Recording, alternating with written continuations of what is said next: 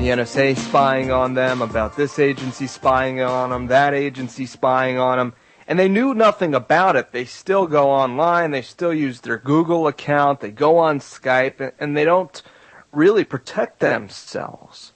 And folks, you don't have to sit back and allow them to learn everything they want to learn about you, a law-abiding citizen, with their draconian, George Orwell type surveillance state. That's right, folks. I'm here to tell you, you don't have to be a victim. You can stand up, you can do something about it, and you don't have to, at the end of the day, volunteer your information. There is encryption, but it's very difficult until now to use with things like Skype and other communication devices on the internet. Skype, as you know, has had a backdoor on it for years. We've read several reports of that from China, monitoring Skype very closely, looking for keywords like Falun Dafa, Falun Gong, you name it, to the NSA looking at Skype. And, of course, Skype sold to Microsoft not too long ago. And I can't stand the fact that Microsoft has been criticizing others for their privacy violations when we know that they're just as guilty. There's no surprise there for my listeners who are quite savvy with this kind of thing. But, folks, we're very lucky tonight to look at some solutions to how to protect yourself, how to get beyond the spying. Yeah, we'll outline some of what they're doing and how they get into your computers and into your communications.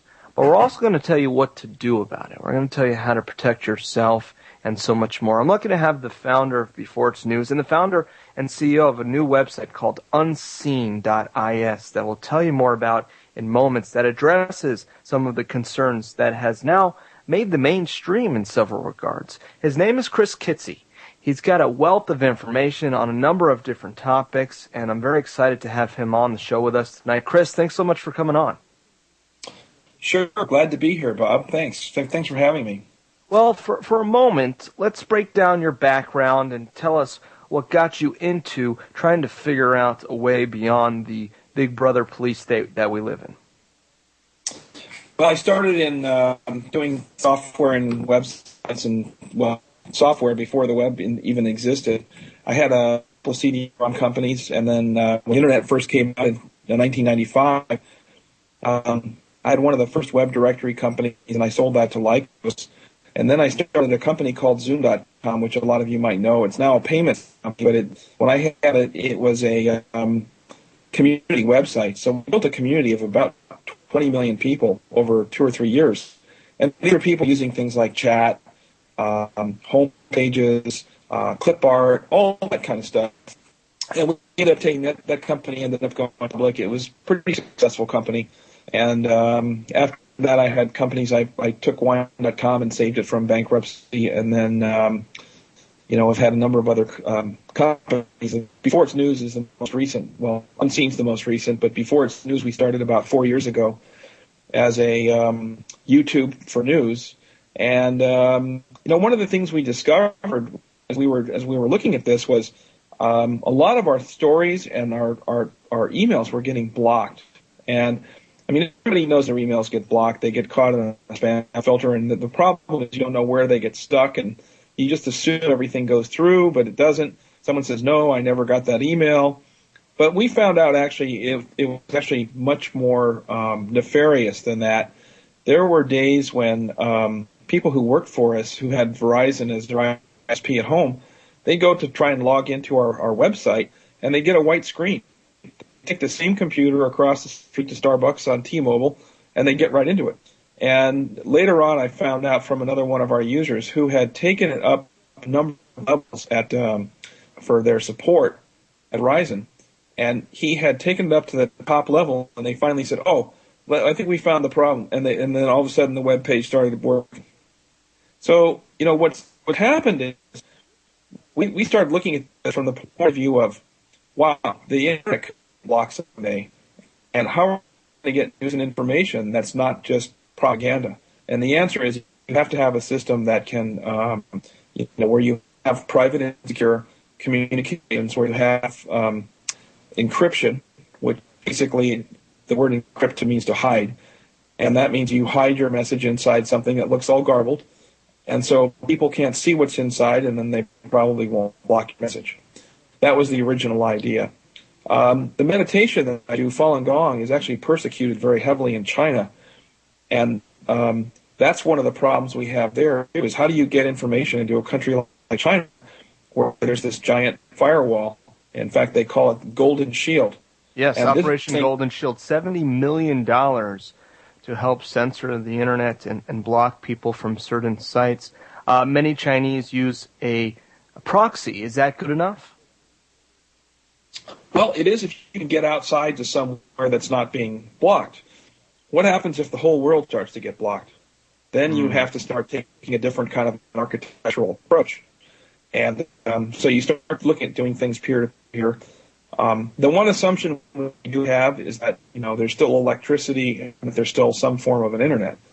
Although the easiest thing for people to block is the DNS. Now, this Golden Shield, they actually also have 2 million people in China employed. All they're doing is censoring the internet. 2 million people. So you can imagine how many people it would take to censor the internet. Although I think they'd automate a lot more here if it ever came to that. But the real issue is, how do you get the truth to people inside of China? How do you get the truth to people in the U.S.? And if people are being blocked, if their communications are being filtered, and if they're being blocked and filtered, they can also be altered. That's something very important. We haven't gotten to that stage yet, but that's something where you change a couple of words in an email, and you can completely change the meaning. There was a bomb that went off today. Let's say it was a news story. The bomb went off today. 15 people died. And the person who did it was, and you can fill in the blank with Al-Qaeda, Tea Party, whatever you want to blame on. You can put it whatever you want to. The power of this kind of media is actually quite incredible. When they started persecuting Falun Gong in China, the first thing they did was they faked a staged immolation in Tiananmen Square. Yep. There's a video you can look online. The equivalent of a false flag attack, yeah. Exactly. They call it false fire. So it's a false flag attack on people who meditate. I mean, that's the whole thing. Sounds ridiculous. Sure. Well, let me just give a little bit of background here for a moment, because we've talked a lot about the Falun Gong. The Falun Gong in 1999 was really rapidly growing, and even at some point the CCP promoted it. And they realized, at least this is my understanding of it, Chris, and you can back me up or tell me I'm wrong, they realized that with so many people practicing this, essentially meditation, it has 3 fundamental principles: truth, compassion, and forbearance, that it posed a threat to the Chinese Communist Party, the CCP, and that any body of such a large amount of people could not be there because it potentially could take down the state.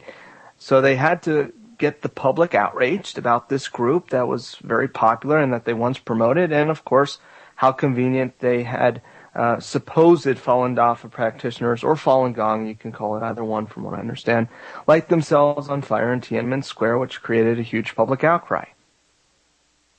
That's pretty much it. I mean, it's they went on TV for 3 days straight, just defaming Falun Dafa, and and that's what happens. You can change most people's opinions about just about everything in 2 or 3 days in some kind of an outrageous attack of some kind. The magic of propaganda. We're going to continue this conversation with Chris Kitze on the Bob Tuskin Show. Stand by. We're going to take a quick break.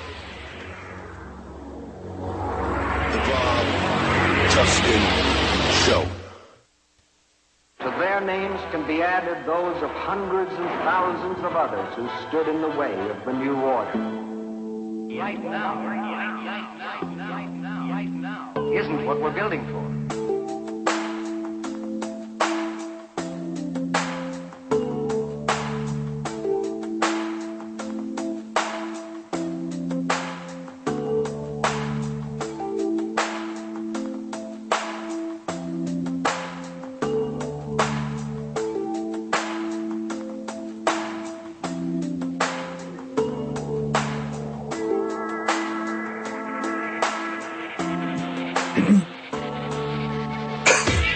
We're talking with Chris Kitze, if you're just joining us, founder of Before It's News, as well as Unseen.is, which will tell you more about. It's a great solution to this Orwellian state that we're living in, and we'll flesh that out a bit more.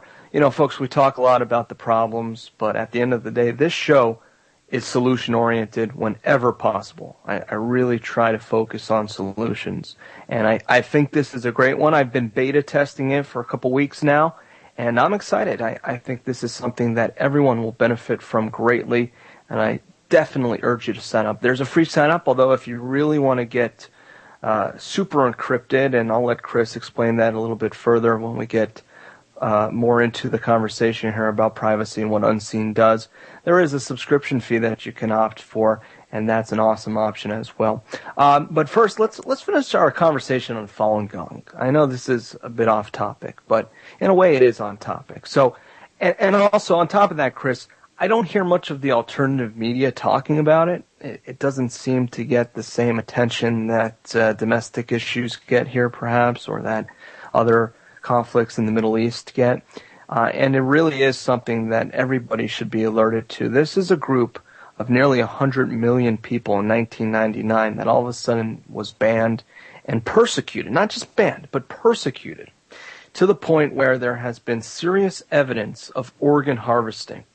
And that's not me saying this as a crazy conspiracy or Chris as a practitioner saying this. This was proven by a Canadian ambassador who we had on the show before, and is something that's been shown time and time again is taking place. I remember with the Olympics, Chris, they had to take their work facilities, essentially their concentration camps, which is comprised to a great deal with Falun Dafa, Falun Gong practitioners, and they had to move them out of the way so that people could not see what was going on with that.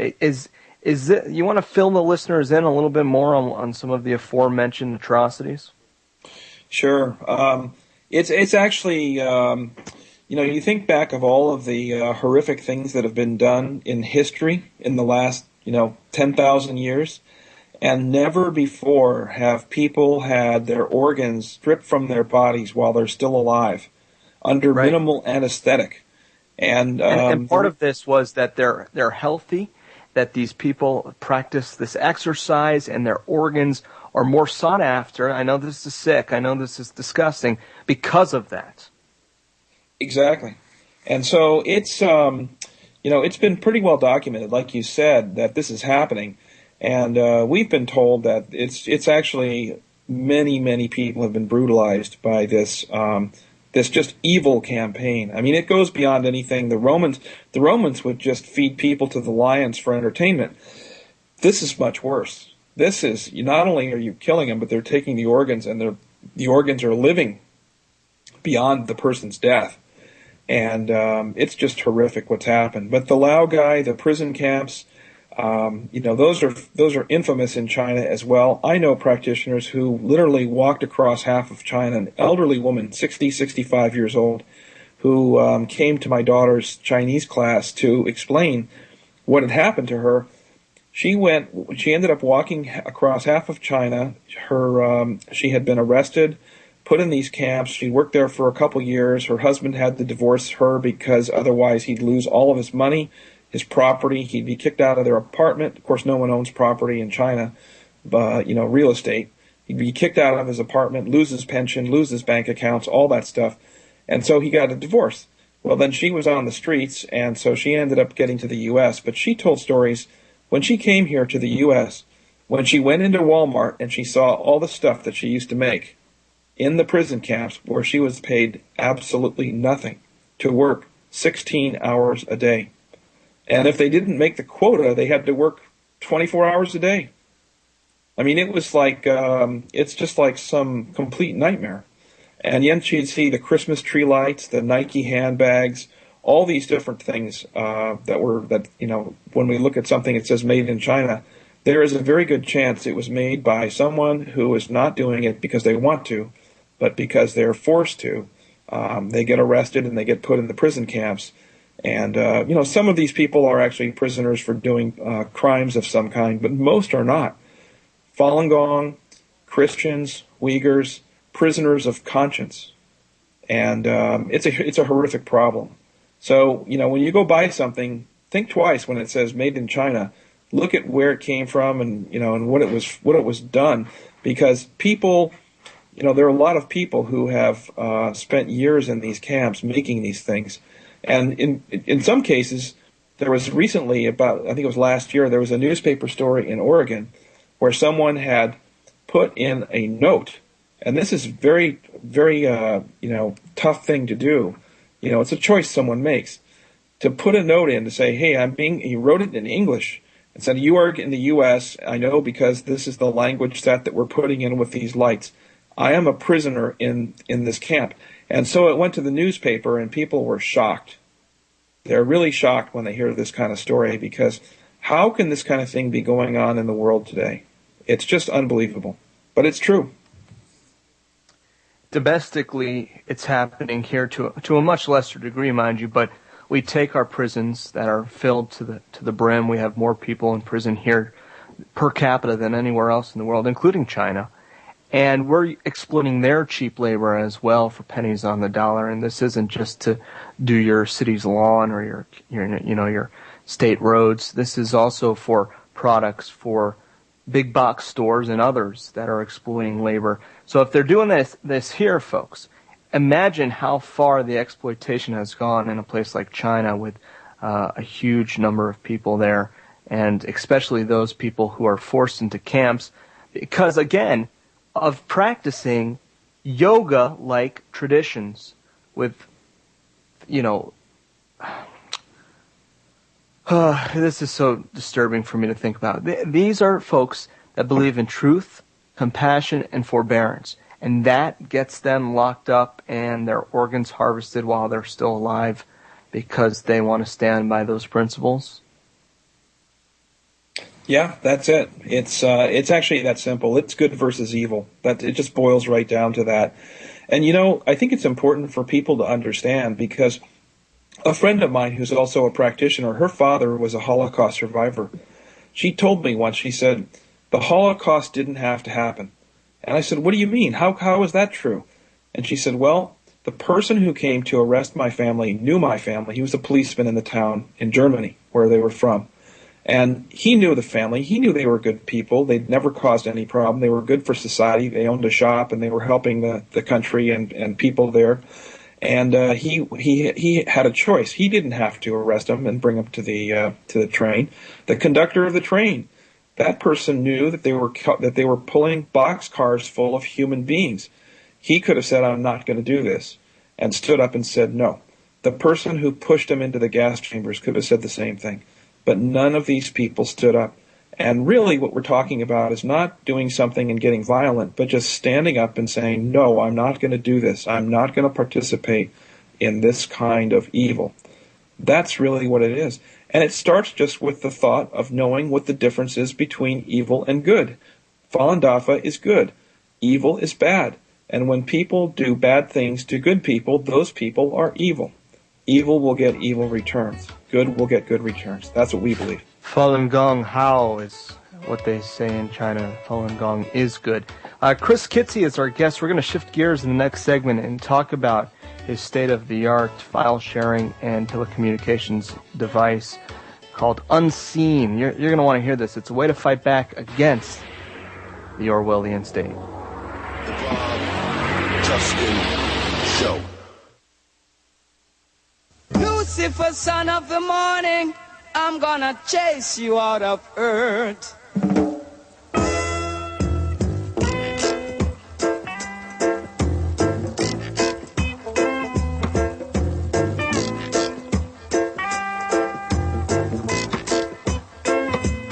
I'm gonna put on an iron shirt and chase Satan out of earth.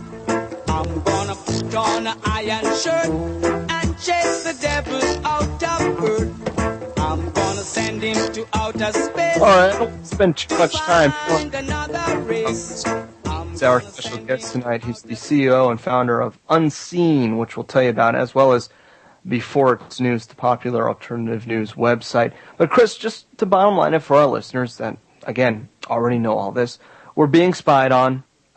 almost all communication, whether it's cell phones or Skype or email, is being, well, monitored, to say the least. And we ought to be concerned about this because this is a great encroachment of our civil liberties. It's incredible. And, the thing that boggles the mind is people think that they can pass a law and stop this. I mean, if you really think about what's going on, it's illegal. I mean, there's no way around it. It is, people have a reasonable expectation of privacy in their papers and their private property. And, there's no, the U.S. doesn't have a right to privacy. There's no such thing. But you have a right against unreasonable search and seizure. I should say unwarranted search and seizure. You're supposed to get a warrant to have someone look inside things like this. But the attitude that various security agencies have is that if it's out in the open and it's going across the wires of the internet, they can listen to it, they can record it, they can do whatever they want to with it. Well, most states, that would be considered wiretapping. So I don't see how it's legal. But, that doesn't seem to stop people. What can people do about it, to your point before? You can write the Congress people. You can do whatever you want to with the politicians as much as you want. And some of them actually believe, just like you and I do, that it's illegal and they don't want to see it happen. They want to protect the citizens. But it doesn't matter because, how much power does that one person have? The real power, however, it's just like Falun Gong in China. They have been persecuted now for 14 years, almost 15 years this year, and they since 1999, and it hasn't had that big of an effect. People still do the practice. There are tens of millions of people in China who still do the practice. They won't give it up, and the same thing is true with everybody here that is in your audience. They don't have to give up their freedom. And the way that you handle something like this is don't wait for the law. Go take things into your own hands and protect your own materials. So what we're talking about is using the power of a technology called encryption, which will take a file, a digital file, and scramble it so that only you and the person that you send it to can read it. Now, encryption is not perfect, and there are spies who've been doing encryption for many, many years. They've been doing it since Julius Caesar. They had the Caesar cipher. And they would add a certain number of characters to each letter, and they'd scramble up their own messages. And back then it was probably good enough. People couldn't quite figure out how to do it until they saw how it was done. And that's a very simple one. People can just do that on the back of an envelope. The encryption we're talking about requires supercomputers to break, and quantum computers, and those actually exist. NSA has quantum computers. Google's got a quantum computer. But the point is, how can we put this technology in the hands of ordinary people who are not super technical people, who are just regular, everyday users of the internet? Like so me. What we've done, yeah. Well, this is what we did. We said, well, there's millions of people on Before It's News, and they all want a little bit more privacy. So we said, let's come out with a free version of our site. And by the way, the free and the premium version, in terms of the security, there's no difference. If you are a free user of our site at unseen.is, you get the same level of security, the same encryption that the people who pay get. People who pay get more storage and a couple of other features. They can keep their own key for themselves and things like that. That is that's the benefit of being a premium member. But going back to what this does, it allows you to do text chatting. You can share files with people. You make contacts. If you've ever used Skype, it's very similar to that. You can just go and contact your connections. You can make a call. You can do audio and video calling. We've done some testing. You and I made an audio call, and the quality is excellent. I mean, wouldn't you agree? I can definitely attest to that, yeah. Yeah. So we think that, this technology that part is peer-to-peer, and that has a certain amount of encryption. We'll be increasing the encryption in the near future. But the idea is give people a platform that they can speak freely and, reclaim some of their freedom. And I think that over the next 12 months, I think you'll see some pretty significant usage coming from this kind of system. We're just getting it going now, so we're in the less than 10,000 people using it. But it's growing very quickly, and as people use it and we get the bugs out of the system, it's still in beta. But, I use it 10 hours a day, and I have no problems at all. All your listeners are welcome to go get a free account, try it out for themselves. If you want to connect with me, just look for Chris and just do a add contact request. And you're going to get millions of requests now. Be careful. Yeah, it's okay. I actually enjoy talking to all of our customers. We have the nicest customers and the nicest users. So yeah, we have the nicest listeners as well, and they're smart as heck. So I know. Yeah. Well, that's the thing. They're helping us develop this, and we take everything that they tell us to heart. And eventually we want to take this into China to allow people in China to hear about the truth about what really happened with the persecution. But also, I think it's important for people even here in the U.S. and in Europe and other parts of the world too. Everyone wants a little bit of privacy, and it's not like people are doing anything wrong. If you really think about it, the people who are doing the bad things are the people who are monitoring good people. And there's nothing wrong with going after people who are criminals, but when they turn everybody into a criminal or treat everybody like a criminal, there is definitely something wrong with that. And, we don't have to, we shouldn't have to put up with that. And we should tell people, just like all those people from the Holocaust, they said they had a choice. And we have a choice right now, which is, what are we going to do about it?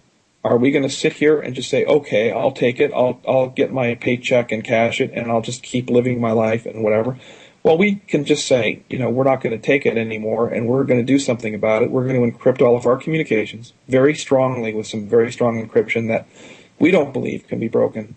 I mean, any encryption with enough time and money can be broken, so let's just get that on the table. But it's very strong, and instead of casting a fishing net and catching every fish in the ocean, let them go after the big fish who are doing the bad things. That's really the attitude that we have. And so, people see it every day. All these traffic light cameras, all of the monitoring. Now, some street lights are putting microphones and cameras in the street lights. I saw that, yeah. It's insane. And, what's the point of this? And the point is to control people. If you think about the purpose of what Snowden released, all the information that Snowden talked about, everything that's been released so far, we've already known about this. Anyone in alternative news has known about all this stuff for 15 years.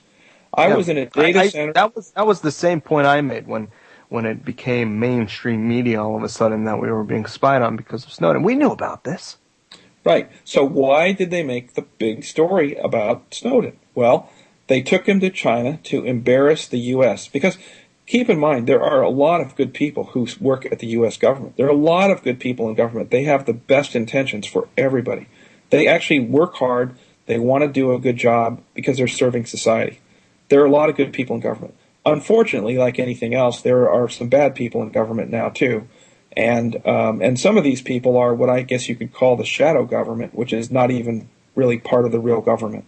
So, what happens is Snowden, when he went to Hong Kong, why would you pick China if you were doing something like this? You'd go to Iceland. You'd go to some place that's like a freedom outpost, and you'd do this.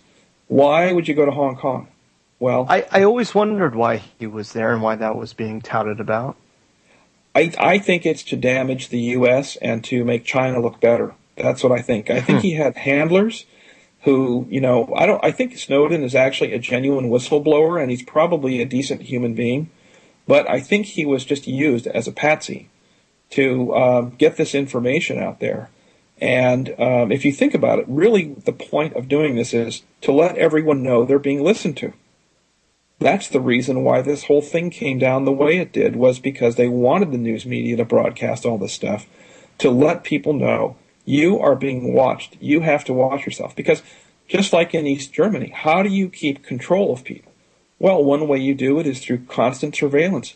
You don't know if it's your neighbor, your relative, who it is, who could turn you in. And then you get a knock on the door at 3 o'clock in the morning and you disappear. And never to be heard from again. So, that is what I think is in the back of the mind of a lot of people. That's why they did this, was to incite fear. Folks, are you scared, or are you going to do something about it? When we come back, we'll continue to tell you about unseen.ir. I'll tell you why it's hosted in Iceland. We'll ask Chris about that. Stand by.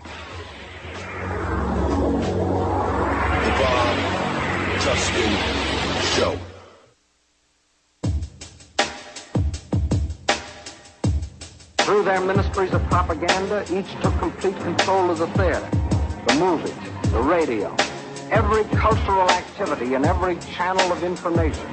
Well, times is tough, all right. Yeah, I'll say. It's the future.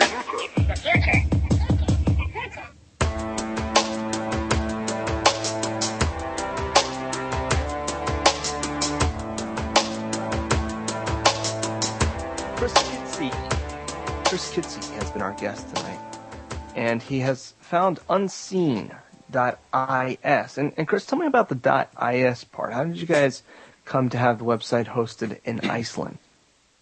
Well, we after the Snowden revelations, we'd always thought in the back of our minds, hey, what if we have to move things to a an alternative location? And we'd always thought in terms of having multiple data centers in different places and people could then pick where they wanted to store their information. Everything would be encrypted, and so it would be. But it depends on really what it kind of came down to was we looked at the different laws for data privacy, and the Nordic countries have some of the best laws in the world, and they have real courts of law. It's not like a kangaroo court. You can actually get a fair day in court, so forth and so on. And we looked for which countries had very good data infrastructure. And the Scandinavian countries all had that. We picked Iceland for a number of reasons. One is it's closer. We can get there from Denver in 5 hours. So if we have to go there for some reason, we can get there very quickly. We actually have someone who is from Iceland who is on our board of directors. And, interestingly enough, it's our network of Falun Gong practitioners. Who can you trust? Well, practitioners cultivate truth, compassion, and tolerance. And so we felt that these are the people who we would be able to trust to do right for the users and not just, do what the big companies here did, which is to basically open the vault and let anybody in who wanted to come take a look. So we ended up in Iceland. We went over and spent a week there, our CTO and I. And, we had a very, very positive and favorable visit. We actually met with 4 members of parliament while we were there. What other country can you go to where you just show up and get meetings with members of parliament? And they were very, very encouraging to us to move there. It turns out that the corporate tax rate is about half of what the U.S. is.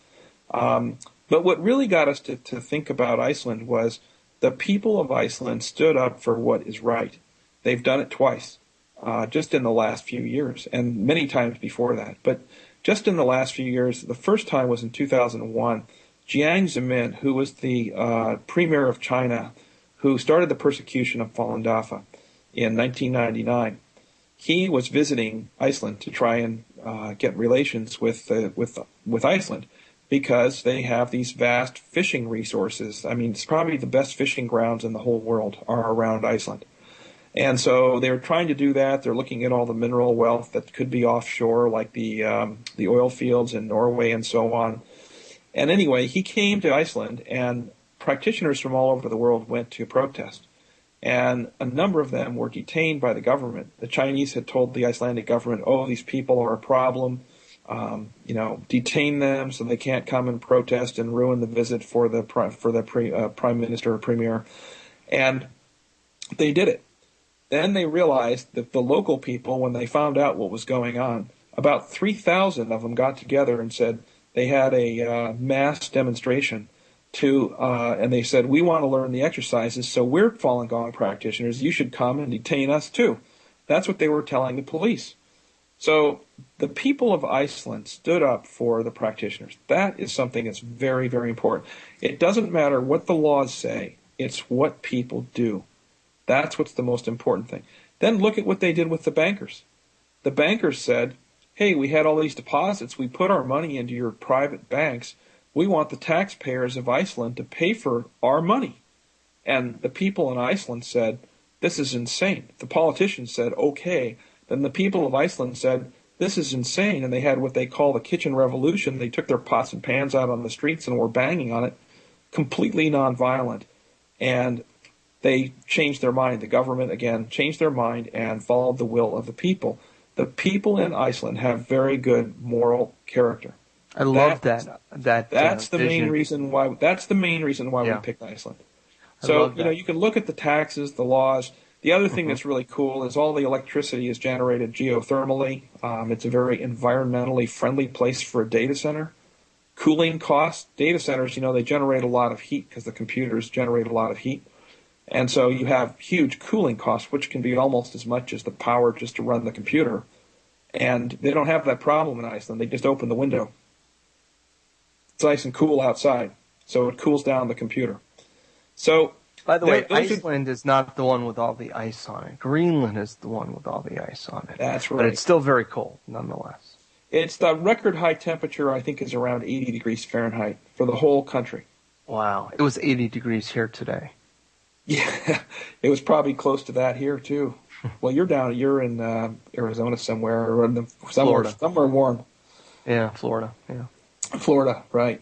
Yeah, we're here in California, and it's been actually unseasonably warm, and we need some rain. We're going to have a drought here if we don't get something going here soon. But anyway, so Iceland that was our choice, and we're very happy with it. We're in a data center that's, probably 5 miles from the airport. It's an ISO 27001 secure data center. So they've got the big giant razor wire fence out in front, which is, by the way, better than the data centers here in the U.S. They don't have razor wire fences, and I guess they don't have to keep Vikings out. But the Vikings, the fences in Iceland, the data center was very professionally run. All the bells and whistles, all the security, state-of-the-art, brand new equipment. And all right, well, you have me sold, Chris, but let me play devil's advocate for a moment, if I may. You're a businessman. You've run successful businesses in the past. And oftentimes, with these sorts of companies, much of the monetization comes from selling information. What is the way in which you guys will be able to make this a business? How is this lucrative for you? Well, it's a subscription-based business. And so what we do is we operate on what's called a freemium business model.